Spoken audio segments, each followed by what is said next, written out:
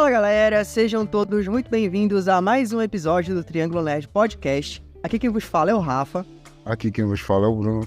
E hoje falaremos de uma das mais recentes animações da Netflix que tem dado o que falar recentemente, que é Samurai de Olhos Azuis. Então, vamos lá! Samurai de Olhos Azuis é uma série de animação que estreou no dia 3 de novembro de 2023 na Netflix e tem uma primeira temporada com 8 episódios. Ela possui criação de Michael Green e Ember Noizumi. Aqui neste episódio falaremos da série com spoilers, beleza? A sinopse da série é a seguinte: nós temos uma samurai, sim, é uma mulher, isso a gente só descobre ali no final do primeiro episódio, mas nós temos uma samurai e ela é mestiça, né? Ou seja, ela tem sangue tanto japonês quanto estrangeiro, ou seja, de fora do Japão. A série ela se passa num período onde o Japão ele estava fechado para as influências, ou melhor dizendo, tentando se fechar para as influências ocidentais. Portanto, essa personagem principal, que chama Mizu, passou meio que a sua vida ali sendo enxergada como uma espécie de demônio, justamente porque, devido ao seu sangue estrangeiro, ela possui os olhos azuis. Então, literalmente está na cara dela que ela é uma mestiça e enxergada de forma preconceituosa. Ela perde a sua mãe logo quando ela é criança e ela acaba indo parar nas mãos de um mestre ferreiro e vive ali com ele até que ela possa seguir a sua vingança, né? Até que ela treine o suficiente para que ela possa realizar a sua vingança, que é, ela pretende matar todos os 4 homens estrangeiros que existem no Japão naquele momento, de forma que ela sabe que matando esses 4, ela vai matar aquele que é o seu pai, de quem ela carrega muito ódio. Bruno, eu quero saber de ti, cara, quais são as tuas impressões gerais aí sobre Samurai de Olhos Azuis? Cara, tipo assim, eu gosto muito da animação. Eu não sei se eu tava com muito sono ou se eu tava ficando doido, porque parecia que tava em stop motion, sabe? Em alguns quadros, assim. Parecia que eu tava vendo um bagulho de argila. Me lembra um pouco daquela animação do Miles Morales no Aranhaverso. Essa animação bem viva, assim, muito linda. Mas falando assim da história, é uma história bem legal, mesmo que eles falham um pouco nessa questão do mistério, ou daquele plot twist, já jogam na tua cara que o samurai é uma mulher, no caso. Eles não tem aquele mistério, não tem toda aquela situação. Até pela voz do dublador, a gente vê, já consegue perceber que é uma mulher. Então eles não conseguem esconder isso muito bem. E eu acho que pesa pro lado positivo, tanto pro negativo. Pesa pro positivo, porque realmente deve ser muito difícil uma pessoa esconder o gênero assim, ainda mais com a estrutura do corpo dela ali, que é apresentado, uma mulher magra e tal. Então não fica muito difícil em comparação aos outros homens que tem na animação. Nesse caso eles pecam um pouco por causa que eles tiram esse mistério logo de cara. E como tu falou no primeiro episódio, ela se mostra ali, tem até uma cena um pouco engraçada ali. Mas a história em si, ela é uma história boa, mesmo a gente vendo assim que no começo ela é um pouco superficial, mas quanto mais tu entra na história, mais tu conhece os personagens ali, dá uma profundidade maior pra história e aumenta ainda mais aquela questão tanto da vingança quanto da verdade, porque já falando spoilers do final aqui, a gente descobre que a mãe dela tá viva, que aquela pessoa que cuidava dela não era a mãe dela. É revelado algumas coisas que a gente não sabe se é verdade ou se é mentira. Mas eu acho que o anime ele é bom nesse aspecto, tanto de apresentar uma história que parece ser rasa, mas no fundo tem uma profundidade. E eu acho que eles fizeram isso, como tu fala, né? Foi bem safado, mas deu certo. Entendeu? A gente olha e fala, tá bom, eu aceito essa safadeza aí. E em relação à ação, é nisso que a série brilha, que é a questão das lutas, que ela tem ela traz um pouco pra realidade. É claro que ela dá também aquela pincelada de honra samurai, de vamos respeitar os costumes, a tradição e tal. Mostrar como a história é bonita, de fato. A gente sabe que não é assim, né? Mas eles fazem isso, eles têm um respeito pela cultura. Claro que às vezes ela foge um pouco da caixinha, né? Continua lindo. Cara, eu achei excelente Samurai de Olhos Azuis. Eu acho que tá valendo o burburinho que eu tenho visto recentemente na internet sobre essa produção. Eu acho uma produção, primeiro, a animação é excelente, é belíssima, assim. A gente tá vendo muito mais, né, recentemente, a mistura de elementos 2D com 3D, e eu não sou animador, nunca trabalhei com animação, com efeitos visuais, nada disso, eu não vou fingir que entendo todos os pormenores dessa arte, mas a gente, como telespectador, cara, tu consegue ver e apreciar, né, coisas que fogem um pouco do que é mais tradicional, digamos assim, ou melhor dizendo, do que é mais comum de nós acompanharmos hoje em dia. E, cara, tem algumas cenas, por exemplo, ali no primeiro episódio, consegue perceber, tem alguns cenários que eles meio que são pintados ali em 2D, e eu percebi isso logo no primeiro episódio, onde a gente vê a cena do Ringo, que é o personagem gordinho ali, que é o cozinheiro, que não tem as mãos, e na hora que ele tá cozinhando ali e tal, o cenário no fundo ele é pintado, a parte que é dos utensílios de cozinha e tal, ele é pintado, ele destoa realmente, mas de um jeito interessante, de um jeito que orna diferente do que a gente tá acostumado a ver, e cara, é belíssimo, assim, realmente eu acho a animação muito bonita, ainda que ela tenha um traço que me soa mais simples, eu acho, não de uma forma negativa, tá? Mas ele é diferente realmente, e isso conta muitos pontos pra série, porque é sempre muito legal tu ver algo que é levemente diferente aí, e a gente tem visto isso cada vez mais, isso me alegra muito, cara. Eu cito Samurai de Olhos Azuis mesmo, e a gente teve também, claro, Aranhaverso 2, que expandiu aquela animação diferentona, aqueles vários estilos de animação que a gente viu no primeiro filme, e também a gente teve Tartarugas Ninjas Caos Mutante, que também trouxe toda uma animação mais estilizada, então eu fico muito feliz de ver estilos diferentes, cara. E além disso, além desse aspecto técnico, visual, eu acho que a gente também tem questões de áudio, de trilha sonora, que são muito bacanas na série. Eu acho muito legal, cara, umas coisas que parecem bobas, mas os próprios efeitos sonoros, por exemplo, do cavalo, das árvores, do som do corte, cara, o som quando ela saca a espada, a gente tem aquele som muito característico do metal da espada dela, que é diferente, que é um metal de um meteorito, né?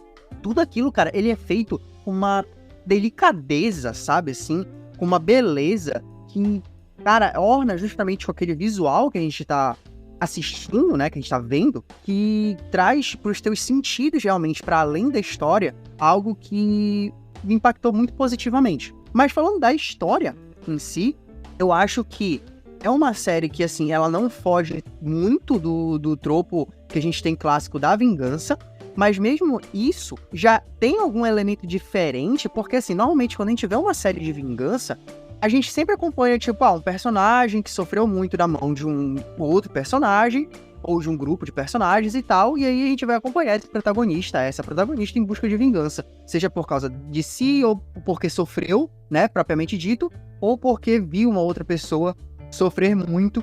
Nesse caso, é uma personagem que sim, teve seu sofrimento e tal, só que ela tá atrás, não só de um cara, ela tá atrás de 4 caras, porque ela sabe que quando ela matar os 4, um deles vai ter sido o pai dela e foda-se. Ela não tá nem aí pro fato de que ela vai matar outras 3 pessoas que não é que elas são inocentes, né? Claramente ali o personagem que ela caça nessa temporada, a gente vê que o cara não é inocente, provavelmente não é o pai dela, até porque ele não tem olhos azuis, e ele não é, assim, nada bonzinho, né? Não é flor que se cheire, como a gente diz. Mas mesmo assim, é muito diferente a gente acompanhar uma história onde ela vai caçar 4 pessoas, sendo que não são as 4, teoricamente, os objetos do ódio dela. E isso por si só já levanta uma discussão que ela é trazida ao longo da série, dessa primeira temporada, que tu mesmo citou sobre o fato das honras samurais, né?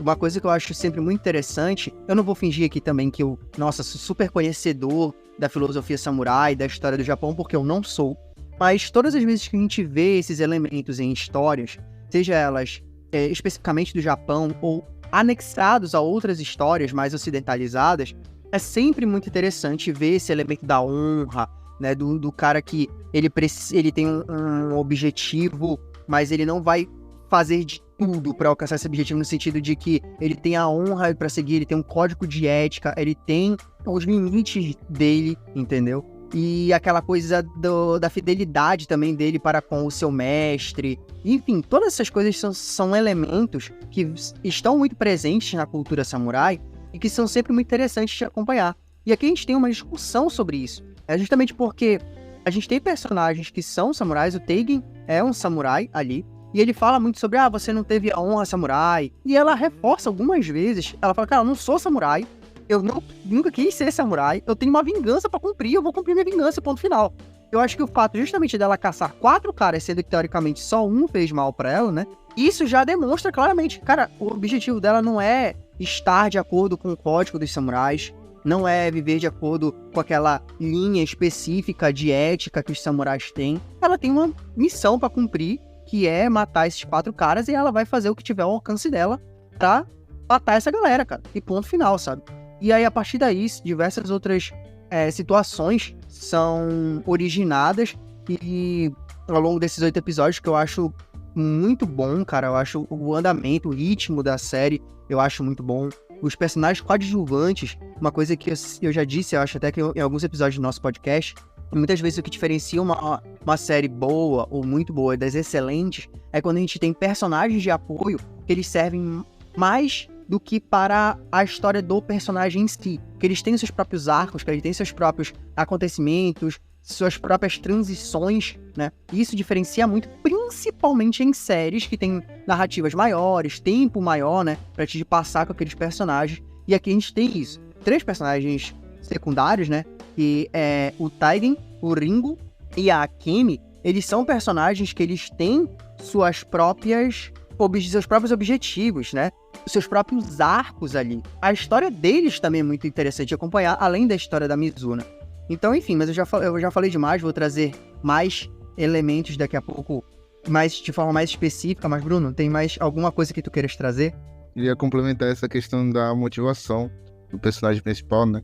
Que é literalmente ela tá buscando vingança por uma pessoa que fez um mal pra ela. A gente pergunta assim, qual é o mal que esse cara fez pra ela?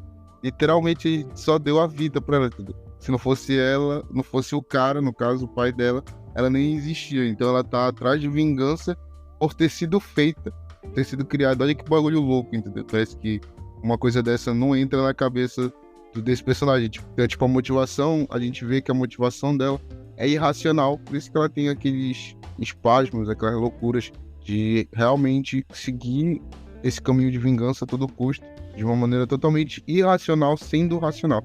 Porque de todos os espadachins, de todos que ela enfrentou, ela sempre estava um passo à frente, sempre deu uma de Rock Lee.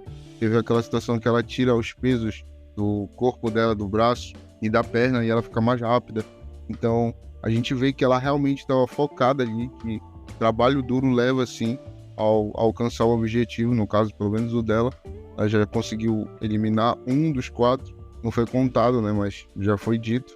Não foi mostrado, no caso, mas foi dito. E é isso, cara, a história em si é muito boa, tanto em relação ao nosso personagem principal. Eu acho que o que fica mais escanteado, nem escanteado, ele fica com um objetivo fraco.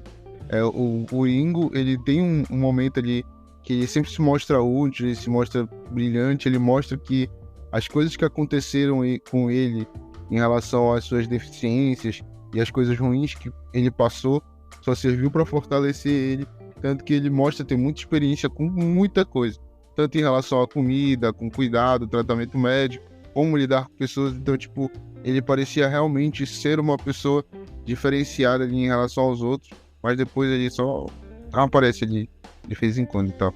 O Taigen era o mais forte da cidade dele, estava prometido para literalmente uma princesa. Só pela fama dele, ele estava no passado da Mizu, e mesmo assim, ele no final desiste de tudo aquilo, porque ele vê como é a vida. E é uma coisa estranha, porque ele já vivenciava isso, ele já vivenciava a vida de um samurai. Mas quando ele vê realmente a questão da guerra que aconteceria ali, aquele massacre, ele literalmente escolhe largar tudo e viver uma vida em paz. Só que a mulher dele não, né? A princesa que estava prometida para ele, ela já tinha outra visão de mundo a partir daquele momento ali. Porque a história dela, ela é tão boa quanto a história da Mizu. Porque são duas personagens que são totalmente ao oposto, mas que as duas, através de foco, de dedicação, elas estão tentando conquistar os objetivos que são diferentes ali de cada uma. Uma busca por vingança, a outra só quer escolher o caminho dela. Que naquela época ali do Japão feudal não tinha como. Foi uma coisa que não pareceu forçado. A gente olha e fala, realmente eu acho que todo mundo tem o direito de escolher o seu caminho, todo mundo tem o direito de fazer e escolher o que quer para sua vida. Então é muito bom, é muito legal ver uma revolução dessa de uma mulher tentando escolher e seguir o próprio caminho dela. Então, tipo, eu gosto desses paralelos, dessas histórias paralelas. Então, mesmo o anime tendo todo esse foco em ação, em lutas totalmente épicas, ele tem essa parte da história que faz a gente ficar e assistir também. Tirando, é claro, essa parte do final aí, que eu não vou dizer que eu acho que eu me decepcionei, entendeu? Porque eu criei um final na minha cabeça, falando que ela literalmente ia matar o cara ia dar o nome pra ela do que foi o que aconteceu no final. Ela tava com a vida dele nas mãos, e ele, pra se manter vivo, decidiu barganhar. A barganha dele foi falar o nome dos outros dois que faltavam, os outros dois homens brancos, que é como eles chamam na série, estrangeiros ou homens brancos, falar um pouco mal deles ali e falar que ele podia achar eles pra ela. Eu não gostei muito disso, porque durante toda a animação, ela parecia muito focada nesse objetivo de matar. Ela tava tipo, foda-se, eu dou o meu jeito, entendeu? E ela fez isso por diversas vezes. Ela falou que queria encontrar o objetivo e ela fazia isso a todo custo e não importava quem tá na frente. E quando ela chegou lá na frente do objetivo dela, ela simplesmente poderia ter cortado a garganta dele e ter buscado outros meios, como ela fez durante toda a animação. Ela decidiu parar. Então eu não gostei muito dessa parte e também fiquei um pouco preocupado porque ela ficou sem a espada dela, que era a espada mais foda lá. Como é que eles vão entregar a espada dela se ela viajou? Então tem tudo isso pra mim que foi um probleminha, mas foi mais questão de frescura minha mesmo, que eu já tinha criado o final na minha cabeça. Quanto à questão da história, cara, não atrapalhar a luta, eu diria até que justamente o fato de a gente ter personagens que a gente se importa muito, em arcos que são interessantes, as lutas, elas acabam ficando melhores, porque a gente se importa com o que vai acontecer com cada um ali, entendeu? Então, é muito importante sempre a gente ter, por mais que as lutas sejam foco de certas histórias, aqui o caso eu acho que é até bem dividido, bem equilibrado, até a questão de luta com história, né, propriamente dita, assim, o drama dos personagens, os arcos deles, etc. Mas é muito interessante quando a gente tem histórias que, apesar de terem foco na ação, eles gastam tempo para construírem esses personagens que vão ser o foco da ação, né? Porque a gente se importa mais com eles, então automaticamente as lutas elas acabam tendo mais peso. E aí, quando elas são realmente muito bem realizadas, seja em live action, seja em animação, isso eleva elas ainda mais, né? Por isso aí, por exemplo, que às vezes eu critico um pouco o John Wick, porque luta, e tu fica tipo, caralho, beleza, mas o que vai desenvolver ainda aqui, sabe? E não tem, tudo bem, o foco dele é não ter, mas eu acho que isso tira um pouco da qualidade daquela história pra mim. E aqui eu acho que é bem equilibrado nesse sentido. Quanto tu falou do final, cara, não me decepcionou, mas subverteu as minhas expectativas. Realmente, tu tem toda aquela expectativa de que, beleza, a gente já sabia que eram 4 pessoas, né? É citado, como tu falou, umas 2 vezes, 3 vezes aí, que ela já teria matado uma dessas pessoas. Eu tô curioso pra ver como é que eles vão falar mais sobre isso no futuro, porque não aparece ela matando, e a gente viu um pouco do passado dela ali, mas a gente não viu tudo, então, sei lá, talvez ainda tenha mais um pedaço aí que cubra, né, do passado dela, entre o que a gente já viu e o início da história dela ali, lá com o Ringo, né, onde ela tá lá no restaurante, né, nessa primeira temporada. Talvez tenha um espaço de tempo ali, onde ela possa ter matado essa outra pessoa, mas eu quero ver, cara, pra não ficar furado, sabe, essa situação. Mas quando a gente sabe que teoricamente teriam 4 personagens ali pra ela matar, aí tu já imagina, beleza, primeira temporada ela vai matar um, na segunda o outro, e assim vai até terem 4 temporadas onde ela vai matar todo mundo. E quando chega no final, quebra a expectativa realmente de ela não matar o cara e acabar indo com ele pra Londres, assim, ainda por cima, né, porque é um período que viagens não eram tão simples assim, a gente tá falando de 1650 e pouco, se não me engano. Então não é tão simples fazer uma viagem, não é tão seguro também. E, além disso, não existia globalização, né? Não existia, na verdade, nem a primeira Revolução Industrial ainda, nessa época, se não me engano, a primeira Revolução Industrial é ali de 1700 e pouquinho em diante. Então, cara, não é como se os países se conhecessem, sabe? Eu fico curioso pra saber como é que vai ser essa nova temporada com ela indo ali pra Londres. Porque ela não vai conhecer a língua, ela não vai conhecer os costumes, ela não vai conhecer nada. Pra mim, acaba me soando que a chance dele se perder com ela indo pra lá, a da série, né, da história se perder, é maior do que realmente ela subverter as nossas expectativas de ser excelente. Mas é negócio da gente confiar, né? A primeira temporada chegou como uma surpresa, eu não sabia do lançamento da série, não tinha ouvido falar nada. Eu comecei a ouvir o burburinho e fui assistir e, putz, gostei pra cacete, entendeu? Então a gente tem que confiar que a segunda temporada possa entregar uma qualidade tão boa ou até melhor do que essa primeira, sabe? Agora, cara, umas coisas que eu quero destacar é em relação principalmente ao quinto episódio. Cara, o quinto episódio dessa primeira temporada, pra mim, é incrível, é magnífico, assim. Quando tu vai tendo o passado dela, tu vai descobrindo ali como a mãe dela, a mãe que a gente depois descobre que não é a mãe dela, né, que era a babá dela, na verdade, e ela não morreu queimada, e aí depois ela reencontra essa mulher, e aí a mulher acaba meio que usando ela pra ter dinheiro, e aí toda a relação dela com o marido, e a gente descobre que ela não é virgem, né? Porque na minha cabeça a Mizuru era virgem, cara.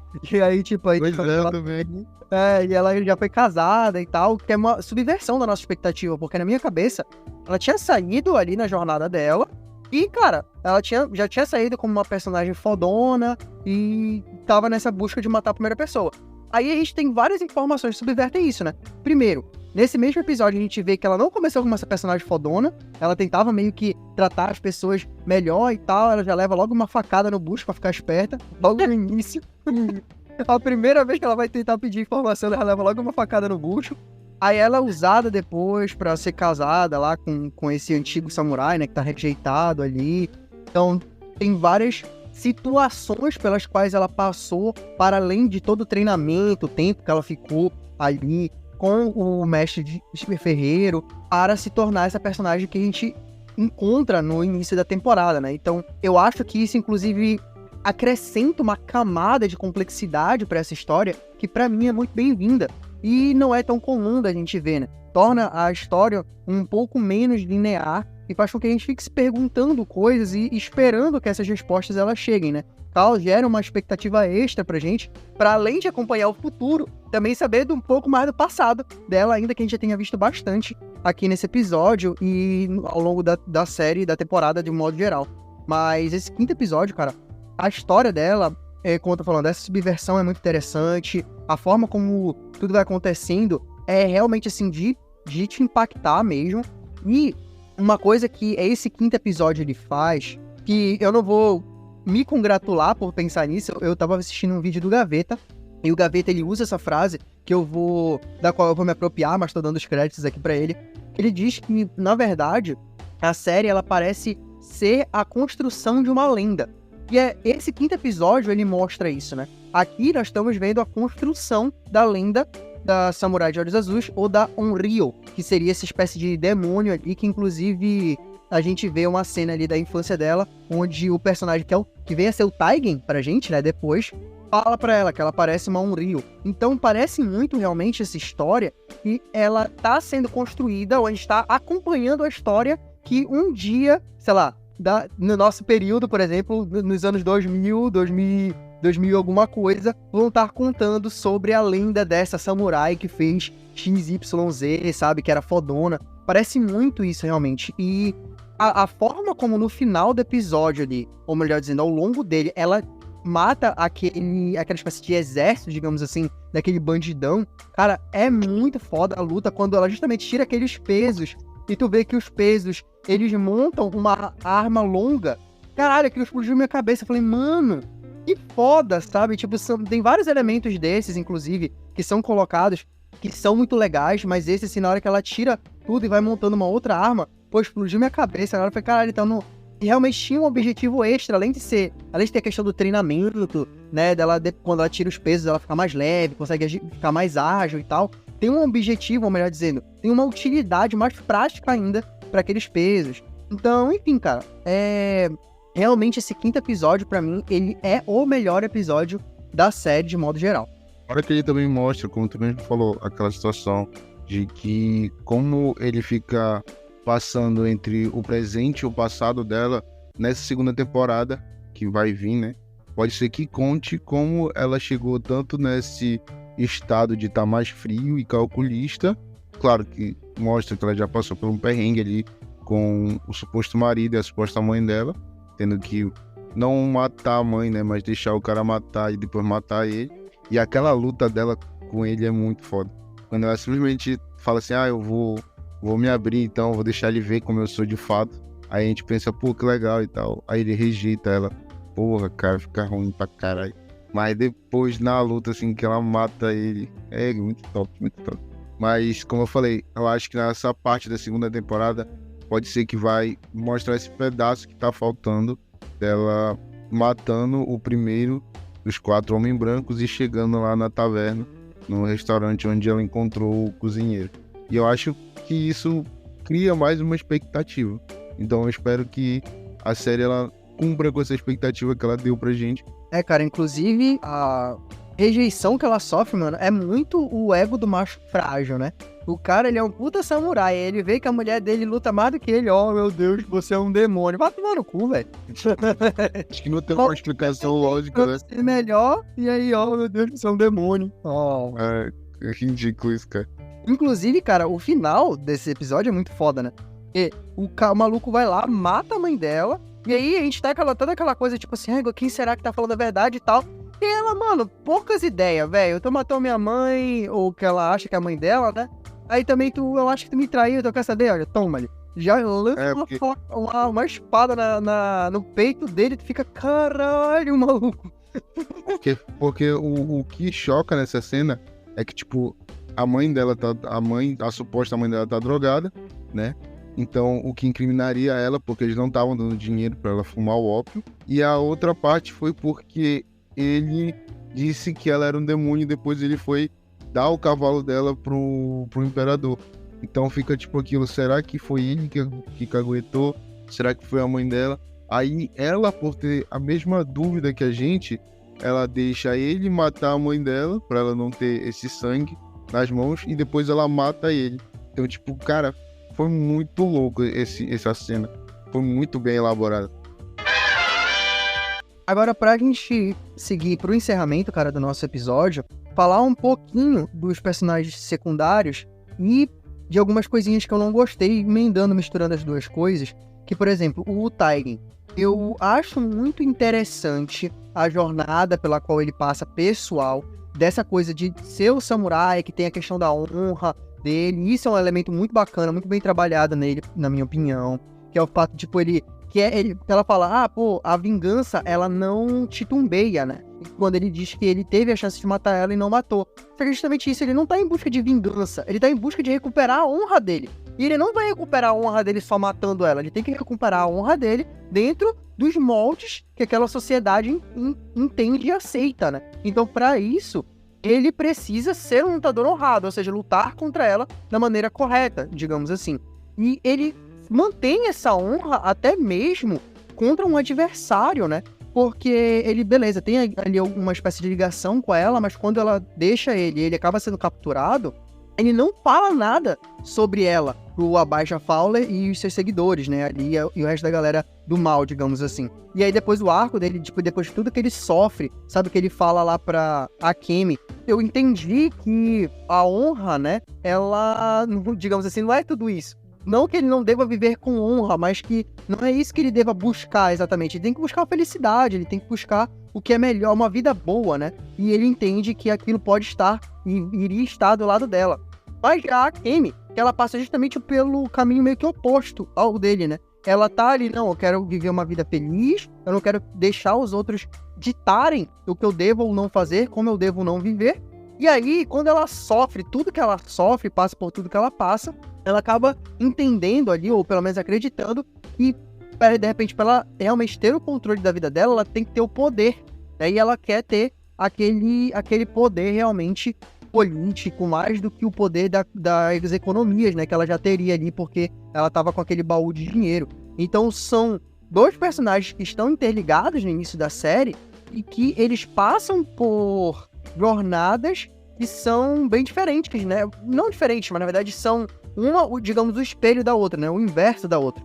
E eu acho as duas muito bem articuladas e muito bem realizadas. Como tu falou, eu acho que o Ringo, ele é o personagem que tem a jornada, não sei se menos interessante, mas menos abrupta, digamos assim. Ele passa por menos transformações, mas ele tem uma das conversas mais interessantes pra mim da série, que é quando ele fala que ele queria ser grande, que ele acreditava, inclusive, que ele era grande no quesito ali do preparo de macarrão, e ele descobre que ele não é o melhor nisso, que tem outras pessoas muito melhores do que ele, e ele também entende que, ou melhor dizendo, ele acredita que ele não pode ser grande, ele em si, mas que ele pode ajudar a grandeza.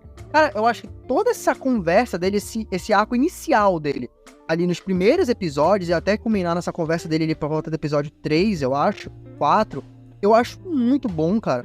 Eu acho uma reflexão muito interessante, de verdade. É daquela pessoa que ela entende que ela vai ter dificuldades, ele não desistiu necessariamente do sonho dele, tu percebe que ele ainda tem aquele objetivo, aquela aspiração de ser grande de alguma forma, mas ele entende que talvez se ele não conseguir, ele pelo menos vai ajudar alguém, né?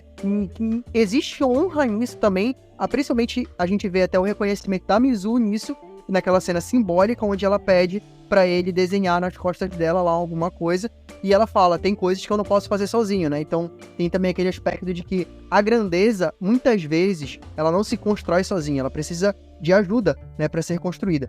Mas, pra mim, a série ela não é perfeita. Realmente tem alguns elementos ali que eu acho que são frágeis, alguns de acontecimentos, na verdade. E eu vou trazer alguns, por exemplo, último episódio, cena que vão matar ali o Shogun. Cara, os caras, eles têm as armas mais tecnológicas? Tem, beleza, bacana. Só que, mano, eles estão no espaço confinado. Nenhuma das porcarias dos samurais que estão lá atacam, tentam fazer qualquer coisa, quando os malucos metem uma arma na cara do Shogun, velho. Sabe, aí precisa vir a Mizu lá da puta que pariu, atravessar a porra de uma parede pra meter a espada na arma do Abaja Fowler, sabe? Tipo, isso pra mim não faz sentido. A próprio fato do personagem do Taigen tá com o Shogun naquele momento, o Shogun ele devia estar com todo um aparato de proteção ali com ele, entendeu? Aí o Taigen, tudo bem, ele se provou ali, né? Percorreu sabe Deus o quê, pelo olhar do Shogun, né? Que o Shogun não conhece o cara. Então se percorreu sabe Deus o quê, pra chegar lá e avisar o Shogun, pô, bacana, beleza. Mas, mano, tu não conhece o cara. Aí, tipo, tu vai colocar basicamente só ele pra te proteger, sendo que tem uma porra do Shogun, não tem mais ninguém pra te proteger pessoalmente. Tem que ter uma guarda pessoal ali, sabe? Tem, tipo, os lords ali, que não são a guarda pessoal dele, tem os filhos dele pra proteger ele, é isso, sabe? Mas sabe o que eu acho legal? É porque, tipo, nessa cena, eles estavam, não como reféns, né? Mas estavam o Shogun e os filhos dele, mais os lords e os samurais. E quando acaba essa cena, os filhos do Shogun estão fugindo, eles têm a chance de deixar a porta aberta para justamente essas pessoas que estavam lá passar. Só que pelo fato deles não terem feito nada contra o Homem Branco, no caso, e terem deixado o Shogun morrer, a mulher fala, foram esses caras que viraram as costas pro Shogun, ficaram de cabeça baixa, então deixa que morram.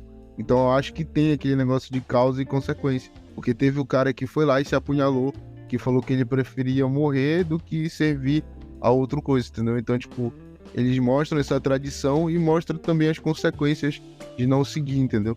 Quando tiver alguém no poder, sempre que tiver alguém no poder, tem todo aquele, não vou dizer que é tato, né? Mas tem um manual daqueles que servem. Quando eles não seguem esse manual, eles acabam sofrendo uma consequência. No caso deles foi a morte. Achei isso legal. Sim, não, essa parte realmente da tradição ali, das consequências, eu acho interessante. Ainda que assim, convenhamos, né? Porra, tipo, os caras eles tinham que ter se matado, como eles não se mataram, eu vou deixar eles pra morrer. Foda-se. É aquele negócio, tipo assim, aqui tá todos os meus conselheiros. Eu tava com uma arma na minha cabeça e nenhum dos meus conselheiros quis morrer por mim. Eu, o próprio Shogun.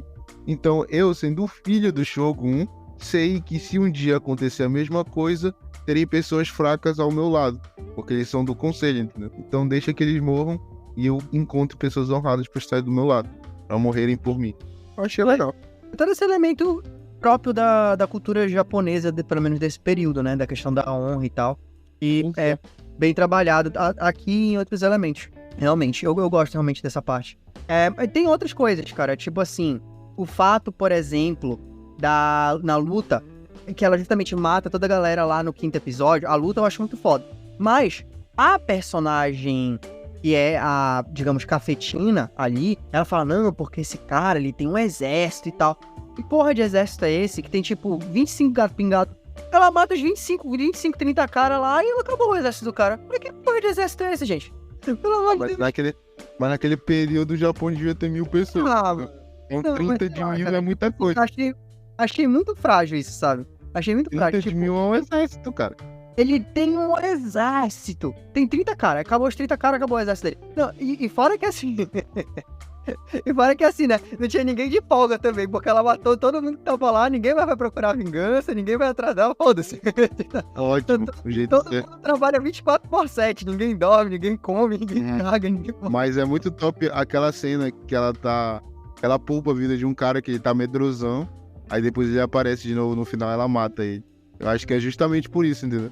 Aquela questão, eu não quero ninguém vendo atrás de mim, entendeu? Outra coisa, esse episódio tem a cena mais pesada da série, né? Que ela é matando a menina lá, cara. Caralho, essa cena é muito foda, mano. Cara, muito forte. Eu fiquei chocado quando eu vi isso, mano. Eu também. Eu falei, mentira. Eu pensei assim que ela... Porque a gente tá acostumado com aquele herói que vai lá e pega uma missão dessa, né? E fala, não, eu vou proteger ela, eu vou matar todo mundo e proteger ela. Entendeu? Aí do nada ela vai falar, não, você está seguro agora comigo. Aí ela deixa a mina totalmente calma, assim, relaxada. Aí tu fica, meu Deus do céu. Aí tu realmente entende quando ela sempre fala que ela não é um samurai. Eu não sou um herói, eu não sou um samurai. Então, tipo, fica legal, entendeu? Mostra pra gente realmente a realidade ali. Pois é. Então, assim, teve um ou outro elemento da série que eu não curti, que eu achei que poderia ter um melhor trabalho. O próprio quando o Taigen chega ali pra avisar o Shogun, aí o Ringo, vamos passar pela porta da frente. Aí eles saem atropelando os caras e conseguem chegar no Shogun. Tipo, leva uma flechada, uma lançada, uma espadada, sabe? Porra, bando de guarda bosta que o Shogun tem também. Caralho, vou te falar, velho. Então, assim, tem uns outros elementos que eu acho meio atropelados e tal, eu acho meio frágeis. Mas, de modo geral, eu acho que eles não prejudicam a narrativa como um todo, a história como um todo. E, indo pras notas, eu vou ficar com a nota 9, cara. Eu acho que a primeira temporada de Samurai de Olhos Azuis merece uma nota 9. Muito, muito boa. Só pela minha expectativa do final, eu dou 9,5. Mas foi só isso mesmo que me afetou. O resto, tava de boa. Então é isso, galera. Mais um episódio do Triângulo Nerd Podcast vai chegando ao seu final. Muito obrigado por ter nos ouvido até aqui. Não esqueça de curtir, compartilhar e comentar o nosso conteúdo, dependendo da plataforma na qual vocês estejam nos ouvindo.